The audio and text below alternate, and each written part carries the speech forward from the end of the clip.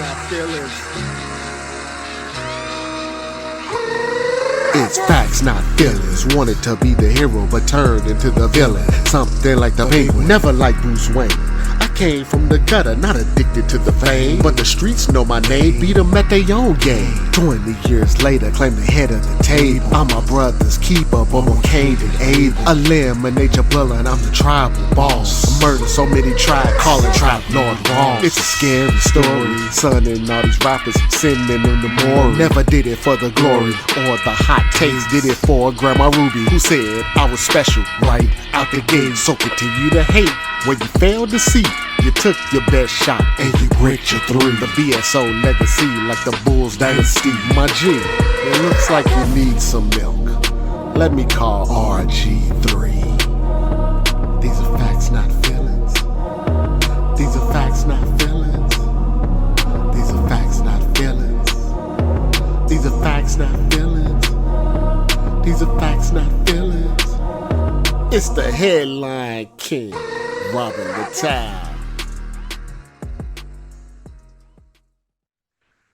This is Robert Littal for BlackSportsOnline.com, and I am with a special guest today, the monster, David Benavidez, who's one of the most anticipated fights of 2025. He'll be going up against David Morrell. In boxing, so many times we see so many people talking on social media, they're going back and forth, the DMs. You just got this done.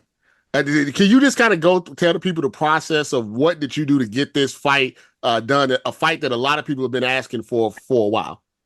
So the way this fight got done, you know what I mean? I've been having some great fights. I've had to fight Caleb Plant, Demetrius Andre, the last fighter I fought. But so I'm kind of in a position where I get to make these fights happen myself. You know, a lot of them guys that be talking all that stuff, saying that they want the best fighters. You know, at the end of the day, when you send them the contract, it's not, they really don't keep that same energy. So for me, I didn't really want to say nothing, but they were going to give me Jesse Hart. And I just, you know, I didn't really want that fight. It's not nothing against Jesse Hart, but, you know, for where I'm at in my career, I want the bigger fights, you know what I mean? So I called Luis de Cubas and I told him, hey, let's just make the fight with me and David Morrell. I feel like it's the perfect time to make it happen. I don't want to wait. Let's get it done. And they were on board with it. You know, they called David Morrell. He accepted the fight. So I give props to David Morrell for accepting the fight.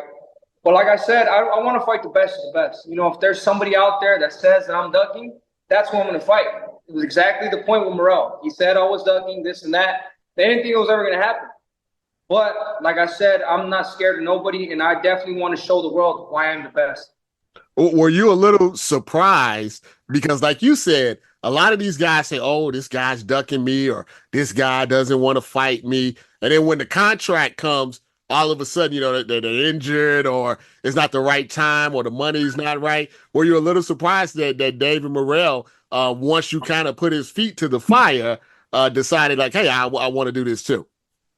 I wasn't surprised because at the end of the day, his wall was his back was against the wall. He couldn't do nothing, and if he would have said no, he would have got a lot of criticism. And like I said, he's the one been calling for this fight. You know, this is the most money he's ever going to make. He's making a good paycheck, so there was no reason that he would have said no. Like I said, he's been calling me out for a long time, not for a long time, for like about 2 years. So we both kind of needed this fight. You know what I mean? He needs this fight because he needs a big name, and I need a dangerous fighter to come in the ring with me and give this fight to the fans. Because I feel like, man, now that I see the game of boxing, people want the biggest fights. They don't want the biggest fights. They want the easiest fights for the most amount of money. I feel like it doesn't work like that. You have to get the hardest fights, and then from there, the money goes up little by little. So that's what I seen in this fight, and, you know, I needed him. You know, just like he needed me. It's not an easy fight for nobody. You know what I'm saying? But like I said, these are the types of fights I want and I need for my career to prove that I'm the best. You know, in a while back in boxing, someone like yourself, a young fighter coming up, these were the type of fights that got them to that next level. And a lot of fighters took these fights back in the day when they were younger. They wasn't waiting until they were 35 years old to have a major fight. With 2025 coming up, and there's kind of like this void in boxing where we're looking for a young person to kind of step in. Do you feel like you can be that person? And how much pressure does that put on you when you fight someone like David Morrell to not just beat him, but to kind of make a statement? No, so I definitely do that. I can be that person. I want to be at the forefront, and I want to be the I want to be the poster child of the fighter that takes all the hard fights, that never dug nobody. Kind of like how Manny Pacquiao was, Oscar De La Hoya, Julio Cesar Chavez, and like how you just mentioned right now, these guys are taking tough fights when they're like 21, 22, 23. So like for me to be an old school boxer, you know, I kind of got to go through what they went through. They ain't say no. They ain't try to drown the guy out for 4 years, and then when he's old, he fights him. You know what I mean? They're fighting the best of the best in their prime. So like I said, when I got into boxing a long, long time ago, I say I want to be the best, and I want to know for a fact that I'm the best. So I'm going to go up against everybody that people say that has a chance of beating me. So this is just what we're doing now. I mean, I think the resume speaks for itself. You know, I've fought some great fighters, you know, and I'm still fighting better fighters, and I'm not scared of nobody. And I think when I tell everybody that I'm going to be the best in the world, they hear the truth in my voice and they start to listen. So this is just what it's going to be. You know what I mean? I've dedicated my life to boxing, and I feel like I've gotten even more motivation from my kids, you know, my wife, my family. So now I'm just 100% focused on boxing, and I just feel like I can't be stopped. So for say a casual boxing fan, could you tell them what it means for a boxer when you were at 168 for pretty much the entire early portion of your career, and then you move up to 175? Like a casual person would say, "Oh, well, that's just 7 pounds. What's the big deal?"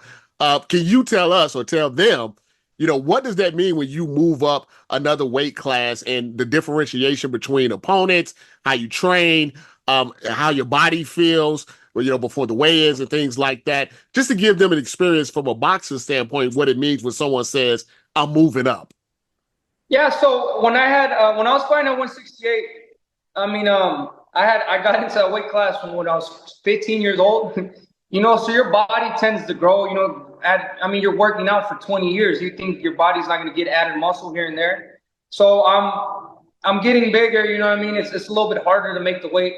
So for me, and of course, there was supposedly a lot of fights for me, and people were shocked at why I left 168. But look at this: Berlanga was not going to fight me. Fucking Munguia was not going to fight me. None of those guys at 168 would have fought me. Canelo wouldn't have fought me.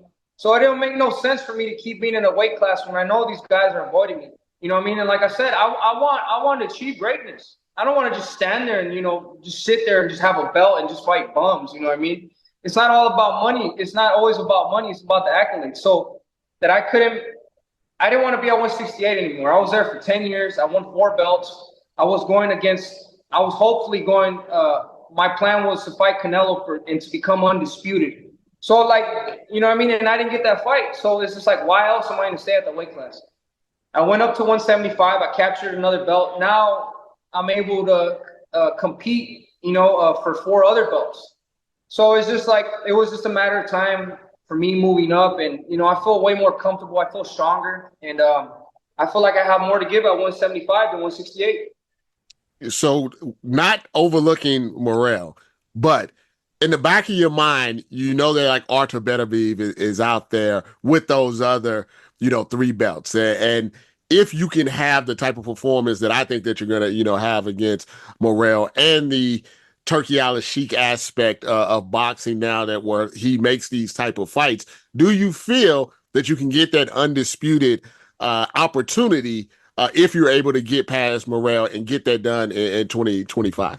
If you want me to be honest with you, I don't know. You know what I mean? Now that I see how kind of the business works with Canelo and how the money kind of moves in boxing, I don't know. You know what I mean? Sometimes I thought that these fights were going to be easier to make.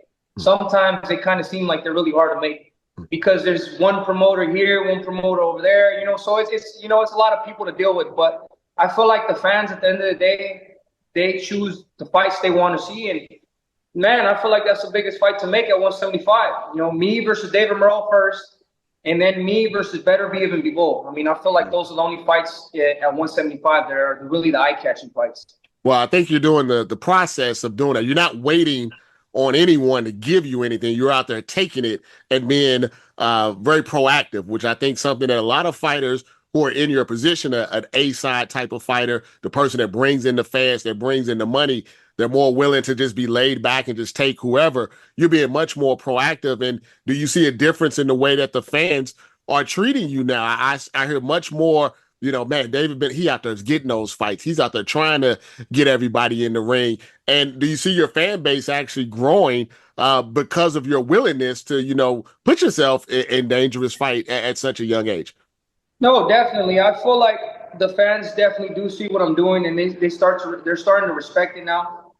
But at the end of the day, not what I'm worried about, but what I'm trying to do is send a message to everybody that's in my weight class or weight class above me. I'm not playing with nobody. I'm coming in here to take over, and that's how it's going to be. Here are the facts, not feelings, of the case. And you, my friend, will be the jury and will decide how this should be handled after I lay out all of the evidence.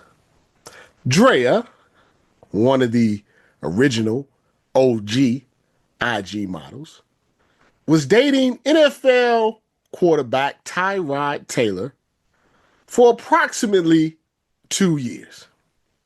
Within those 2 years, at some point, Tyrod Taylor purchased a home in California that he and Draya shared.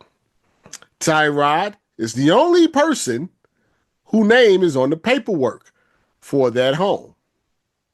At some point, they decided to end their relationship.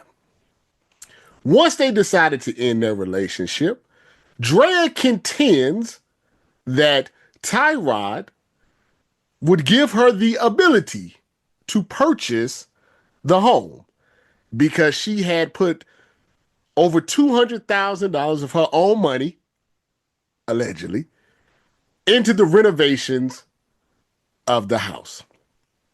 This was never done in writing. Nothing was ever signed. Nothing has ever been filed. This was just a verbal agreement that probably happened during bedgammon. Draya quickly moved on, as she always does, to the then 21-year-old Rockets guard, Jalen Green. Soon after hooking up with the young pup, she got pregnant. She had Jalen Green's baby, and by all accounts, they are a couple, even though she's old enough to be his mother.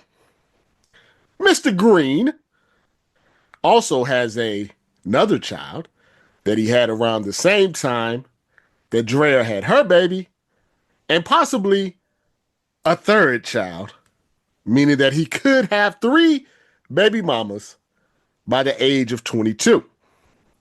Draya says she doesn't mind that, doesn't bother her, as long as their relationship is strong. Tyrod, on the other hand, is in New York dealing with his own set of drama, backing up Aaron Rodgers. Tyrod has decided that he would like to sell his property in California. One problem, though. Draya's still there with her oldest son, with her son from Orlando, Skandrick, and the latest child with Jalen Green. She refuses to leave the house. She is currently squatting on Tyrod Taylor's property. Tyrod went to court, got an eviction notice to try to kick Draya out of the house. The nanny was there while Draya was out of town handling business. And the cops decided not to kick the nanny and the kids out, especially while Draya wasn't there. So now they're back in court, going back and forth on who deserves to live in the property. The moral question for you, and I'll start with the fellas. Fellas, would you let your ex-girlfriend, who you have no children with, stay at your property when she just had a baby with the guy that she left you for, and that guy makes over $100 million? Would that sit well with you, regardless of what verbal agreements were made during fellatio? Would you do the same thing as Tyrod Taylor? Would you try to kick her out? Would you try to get her evicted? Also, keep in mind that Draya is not broke. She has her own money. According to her, she put over $200,000 of her own money in the renovations. What would you do in this situation, guys? Secondly, for the ladies,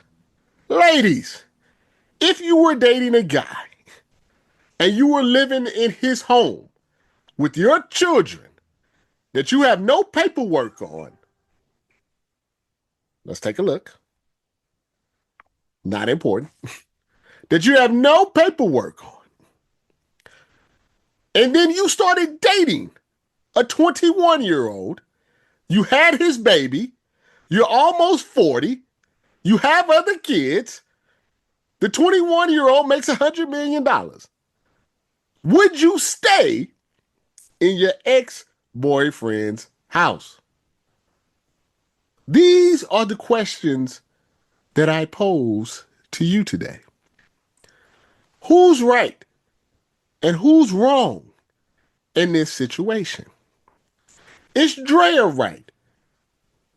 Should her verbal agreement that she allegedly had with Tyrod Taylor be enforced?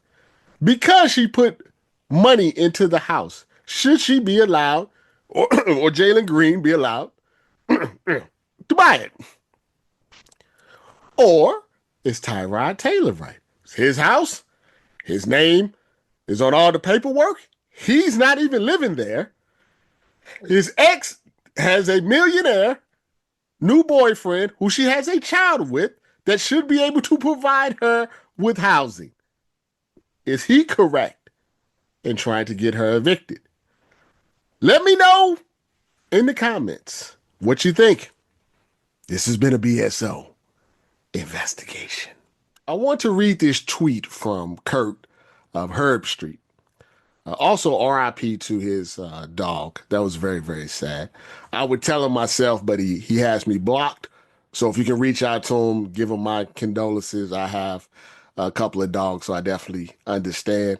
The reason that he has me blocked, I don't know if you remember, a few years ago, there was a Tennessee player, and he gave the double bird to some of the fans, the opposing fans, and Kurt lost his mind and was acting like he needed to go to jail and wanted him suspended for the entire year.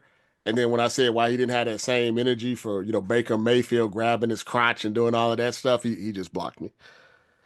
I was just trying to have a conversation. I mean, we both were Buckeyes. But that's another discussion about the media for another day.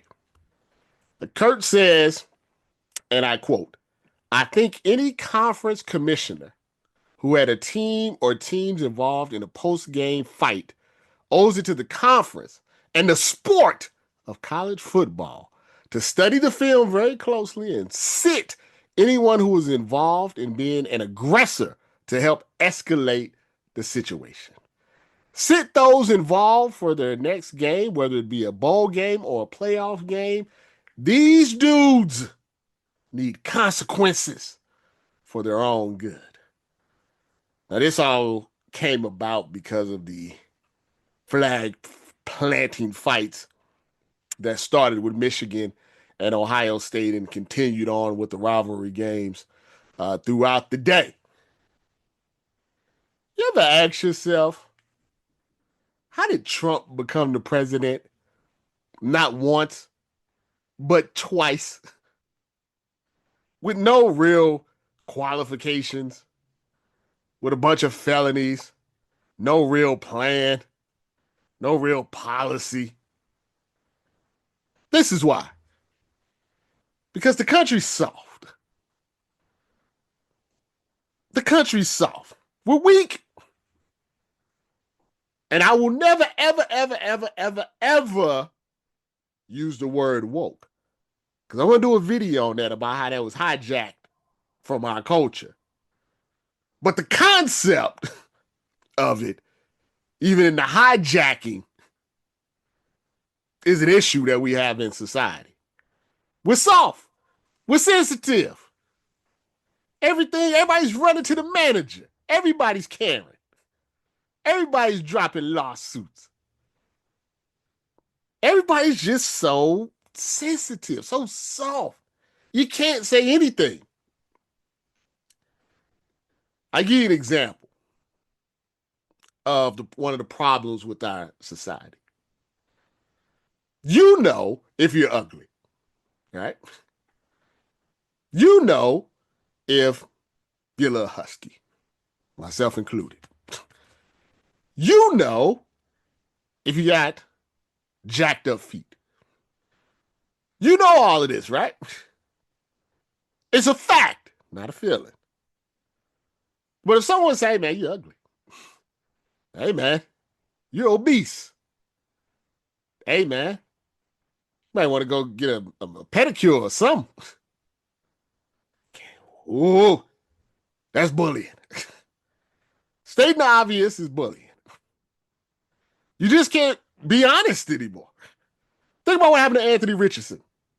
Man was tired.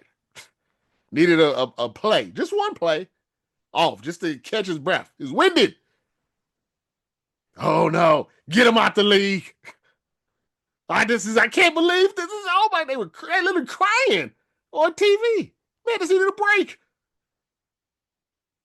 One play. It ain't that big of a deal. He was just tired. He was honest about it. Hey, man, I was tired. Running around for my life out there. Football's a tough sport. People come out of games all the time because they're tired. But he was honest. And you see how they treated him. Bench him for 97-year-old Joe Flacco. Can't be honest. Can't be tough. Can't tell the truth. Can't crack a joke.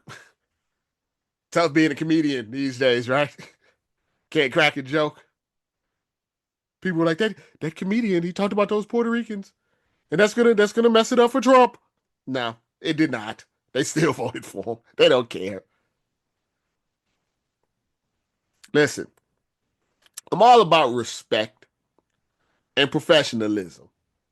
There's a time and a place for everything. But I want you to listen to me closely. If you beat my ass, I'm going to respect that, okay? I will take my L with dignity. If you whoop my ass, fair and square. And if you come up to me, shake my hand, I'm going to shake your hand and say you whoop my ass, and you go celebrate with your team or celebrate with your friends and your family. I don't have a problem with that. Now, if you beat my ass, I shake your hand. I say, well done. But then you pee on my sneakers, we got to throw hands. We got to squabble up. And that's all the flag planting is. You won. We going to hold this L. But you're not going to pee on my shoes. You're not going to disrespect my property. The field, your home field is your property. You're not going to run out there and plant your flag. No, that's not how we got to squabble up. Ain't nothing wrong with it either. Sometimes it's okay to fight. That's one of the problems in our society, right? Nobody fights anymore. They shoot. That's weak. That's punk. You stab somebody, you shoot somebody. Nobody fights anymore. It's okay to fight. You feel like there's a disagreement between men, you fight. Best man win. And so I can't remember the guy's name. I wish I had a favorite to tweet. And it was very simple. It said, if you don't want to plant the flag, don't take the L. If you're not ready to throw hands, don't plant the flag. Simple. Consequences. Oh, I want them not to go to the next game. They need to, come on, man. It's over. It's Monday.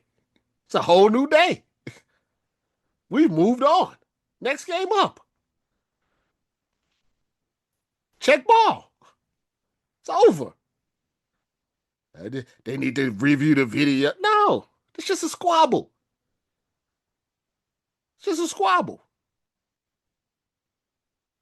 I mean, if you was getting bullied, sometimes you just had to squabble. You go home and say, well, why you got a black eye? I fought my bully.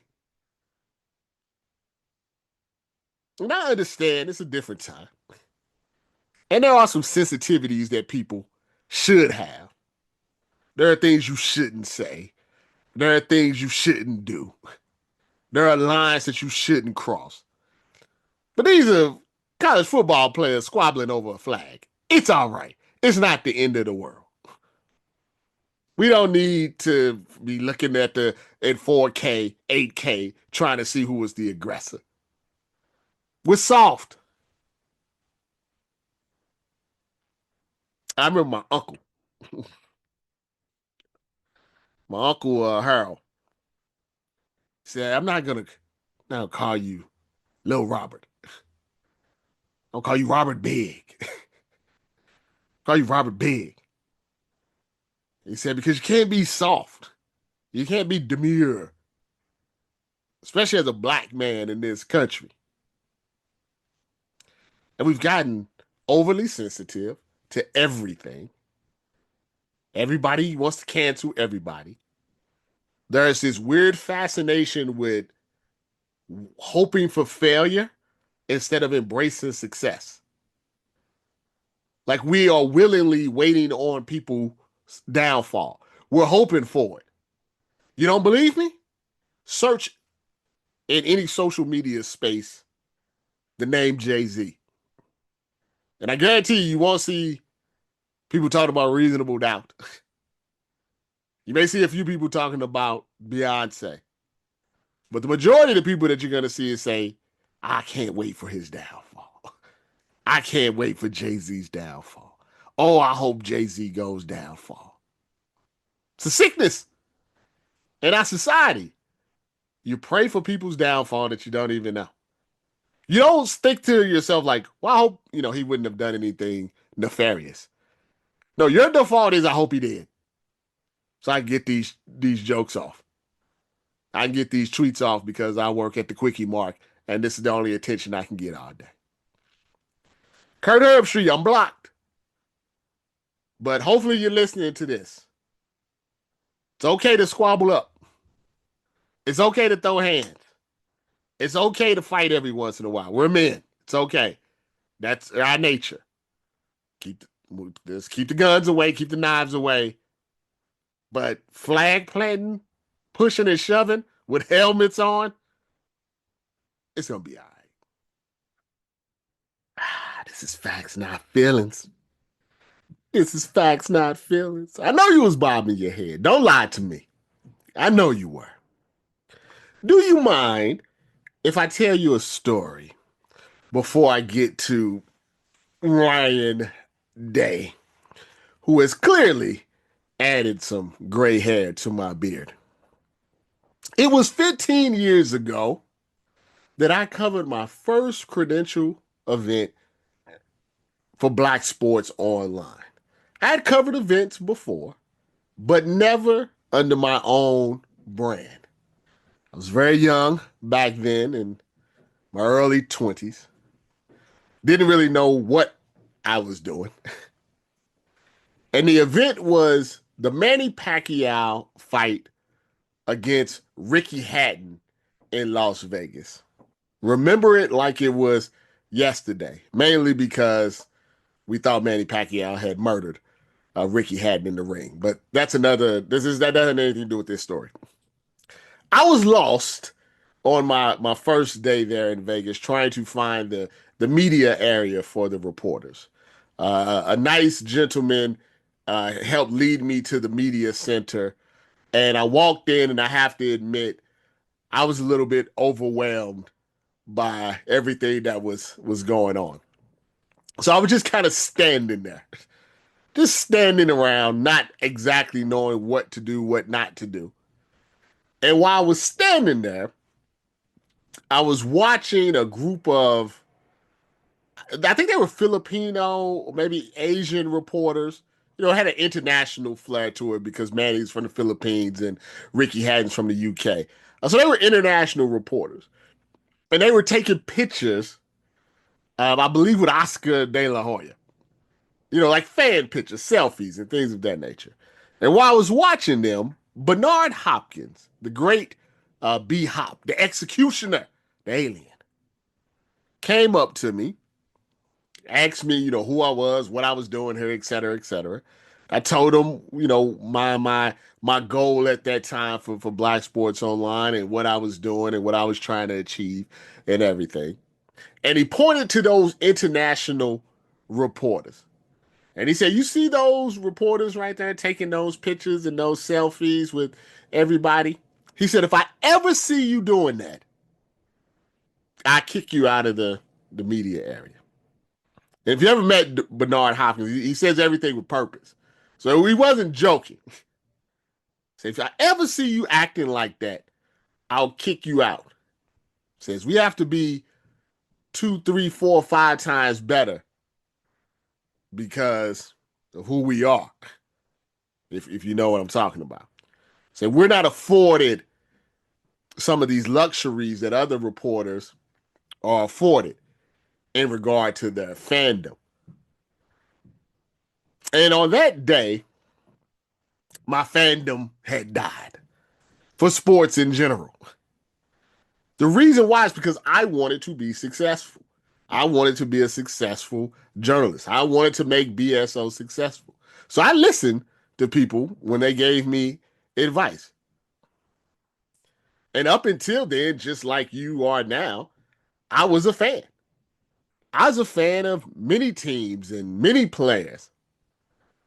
A fan of the Cowboys, the fan of the Kobe Lakers, a fan of Michael Jordan. I was a fan. Ironically, as a little kid, I was a big fan of Michigan because of the Fab Five and Desmond Howard. I felt like they were for the culture, back then. But on that day, I decided that I can no longer be a fan. One of the things that were going to set me apart from others was I was always going to be unbiased. I always was going to remember what Bernard told me. That's why you don't see a lot of pictures of me with celebrities and athletes, even though I've met hundreds, thousands of them over the years. Not saying it was right or wrong, but it's just the path that I chose. And I laid my foundation on being unbiased. I laid my foundation on looking at the situation, not the individuals. I laid my foundation on if I say something to you, I'm not talking to you out of emotion. I'm talking to you with a clear head, a clear understanding, and facts, not feelings. So when Ryan Day and my Ohio State Buckeyes lost to Michigan this weekend, who didn't have their best offensive or best defensive player on the team. And this was the first time since I set foot on the Ohio State campus almost 20 years ago that I have ever experienced a 4-game losing streak to Michigan. My emotions got the best of me. I said Ryan Day needed to get to stepping. It's right there on Twitter. I wanted him out of here. I wanted him gone. I was putting up Christmas lights in a bad mood all day. I didn't want to talk to anybody. My dogs even stayed away from me. My emotions from a sport had put me in a bad mood. Then I sat back, crossed my arms, and said, Rob, this is why fans are crazy. You guys have to be out of your goddamn mind to be a fan. What is wrong with you guys? Fan is short for fanatic. Why in the world would anybody want to feel like this? Multiple times throughout the year. I'm an Ohio State alum. I have a degree from Ohio State. So for 12 to 15 weeks a year, I have these little emotional ups and downs. And actually, because Ohio State is a relatively powerhouse team, twice a year, I have these type of emotions. You're a Cleveland Brown fan. You're an LA Clippers fan. You're a Chicago White Sox. How are you dealing with this? All year long. All year long. It's not right. It's not healthy. It's not healthy. It is not good to be a fan. I would not recommend it. I felt my blood pressure going up. It's unacceptable. I don't know how you guys do it. And I like to think I'm one of the more reasonable fans. You know, I talk to the ops. We have conversations about things. We discuss it in a somewhat rational way. And my whole day was ruined. I'm still feeling some type of way about it. I don't know how you guys do it on a yearly basis. Some of you have multiple teams. How can you have more than one? I don't understand it. It's not good for your health. Once I calmed down, had a little wine, settled myself a bit, I started to think about Ryan Day and what's the best route going forward. You have to understand, some of you will, some of you won't. You have to understand, in the Ohio State-Michigan rivalry, beating the other team means more than anything else. More than national championships, more than Rose Bowls, any bowl, more than beating Penn State or Michigan State or whatever it may be. If you beat Ohio State or you beat Michigan that year, you won. So even though Michigan is going to the Ranch Doritos Bowl, they've won. They've won the year. They've won the year for 4 years in a row. And I can't blame Connor Stallions for this loss. That's a very unusual thing in sports. In most sports, you can lose a series, you can lose a game, but as long as you win the championship, nothing else matters. The Raiders last year beat the Chiefs. Nobody cares. Chiefs won the Super Bowl. If the Ravens were to win the Super Bowl this year, nobody would care that they lost to the Eagles or lost to the Steelers or the Raiders. Nobody cares. Baseball is such a long season, you lose games, it doesn't matter. I can't tell you if the Dodgers beat the Arizona Diamondbacks in a random 4-game series in July. Doesn't matter. But with Ohio State and Michigan, that's all that matters. And I think that makes it a better rivalry than any other rivalry in sport. Because the Yankees and the Red Sox can play 20 times. But if the Red Sox wins the World Series, then who cares if the Yankees won the regular season series? It doesn't work like that. It only works like that with Ohio State and Michigan. So Ryan Day has already lost the year. The question begs, should he lose his job? You have to look at this rationally, but also through the context of the rivalry. The first thing you need to understand is that karma doesn't exist. Karma doesn't exist. The bad guy wins a lot. The bad guy wins a lot. The cheater wins a lot. So karma doesn't exist. I knew when Ohio State hired Urban Meyer that we were sacrificing something. We were sacrificing something morally to get something bigger, which was a championship. Now, I even shouldn't say bigger, just we were sacrificing morals for a championship. Urban Meyer's not a good person. I'm not the only person that is going to say this. If you just go look around, a lot of people say Urban Meyer's not a good guy, a terrible person, a horrible individual. But what he can do is win championships. He's won everywhere he's went. He's won championships where everywhere he's went. He beat Michigan and he got us a championship. So in that regard, people are willing to look the other way. Ryan Day's a solid guy. He's a good guy. He's a good person. He has good morals. The players like him. But are we willing to sacrifice morals for Michigan? Morals for a championship? And if we are, who's the person that's out there that we're willing to make that sacrifice for?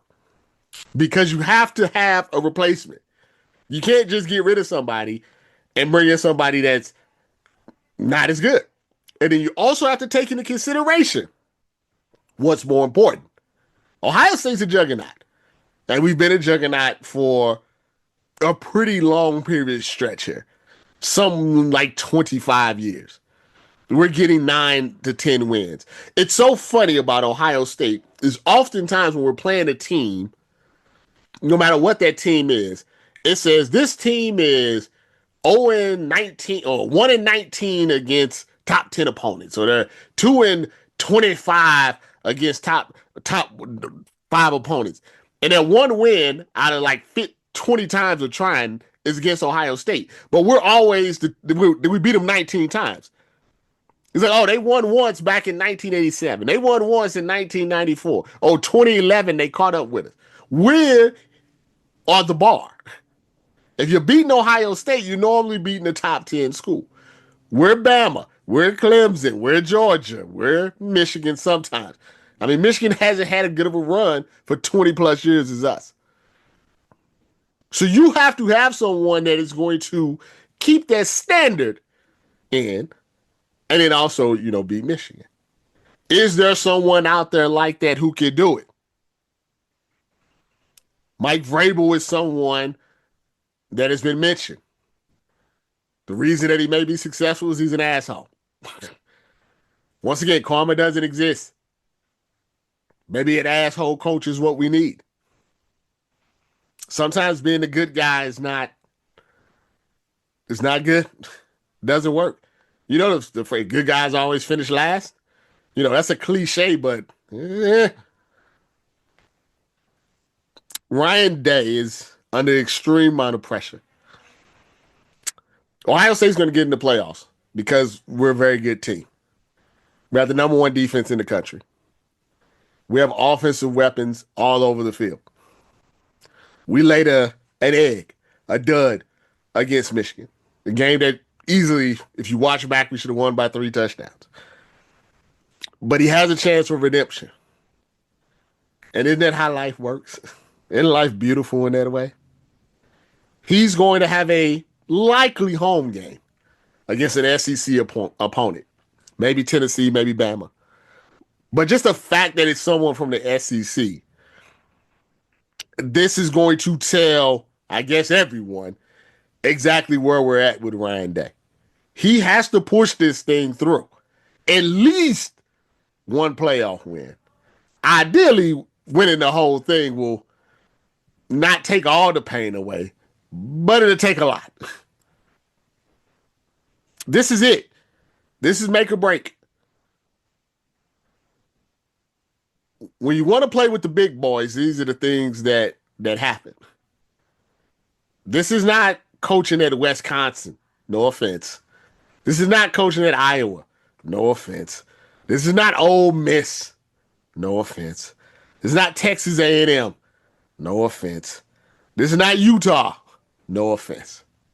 This is where the big boys play. This is LeBron levels. This is Steph levels. This is Mahomes levels. This is Lamar Jackson levels. This is Shohei levels. This is Aaron Judge levels. The expectation is higher. It means more. I like Ryan Day. I have a lot of good relationships with the university. He's a solid dude. I want him to succeed. I want the good guy to win. But there's only so much, even I, the most unbiased sports reporter that in America can take. You're holding on by a thread. You're holding on by a thread. I hope you pull through. This is the time that I let you know that we're sponsored by absolutely no one yet. Coming though. It's coming. It's getting these shows up and running. It's coming. If you can subscribe, you can help me out. You can subscribe on all of your podcast, channels, Spotify, Apple, Good Pods, wherever you want to be. Just look for the Headline King with Robert Littal and Facts, Not Feelings with Robert Littal. And also subscribe to Daniel Bell's podcast, The Final Bell. And also, all of these videos go up on BSO's YouTube, BSO TV. So be sure to subscribe to that. Leave some comments. I've been getting a lot of comments on what we did last week. I appreciate you. I try to respond to each and every comment on all the social media spaces and all the podcast places as well. You guys have a beautiful day.